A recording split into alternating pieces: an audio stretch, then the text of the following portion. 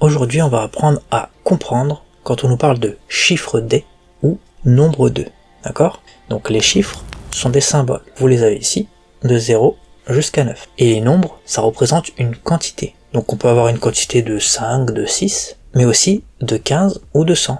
Donc en résumé, là je vous montre de 0 jusqu'à 17, mais j'ai mis 3 petits points pour dire que ça va jusqu'à l'infini. Dedans, vous avez les chiffres en rouge, et les nombres, ça représente l'ensemble. Donc les chiffres plus le reste. Ok? On prend un exemple tout de suite. 1367. Donc on prend notre 1367 et on va le mettre dans un tableau de numération.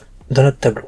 Donc vous voyez les unités dans la colonne des unités, les dizaines, les centaines et les unités de mille ou les milliers. Donc si je vous demande quel est le chiffre des dizaines de 1367, ce qu'il faut faire, c'est juste aller regarder dans la colonne des dizaines et regarder ce qui s'y trouve. On a un 6, donc le chiffre des dizaines, c'est 6. Puisque un chiffre, de toute façon, ça peut être que entre 0 et 9. Donc là, on a 6, le chiffre des dizaines, c'est 6. Ok? Deuxième exemple, on va vous demander le chiffre des centaines. Donc là, pareil, on regarde notre colonne des centaines, on regarde ce qui s'y trouve, il y a 3, donc le chiffre des centaines, c'est 3. Ok?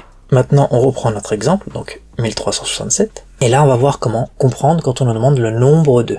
D'accord? Donc là, on va vous demander, dans 1367, le nombre de dizaines. D'accord? Donc ce qu'il faut faire, c'est comme tout à l'heure, on regarde la colonne des dizaines, et là, au lieu de prendre juste la colonne des dizaines, on prend cette fois-ci la colonne des dizaines et toutes les colonnes qui sont à gauche.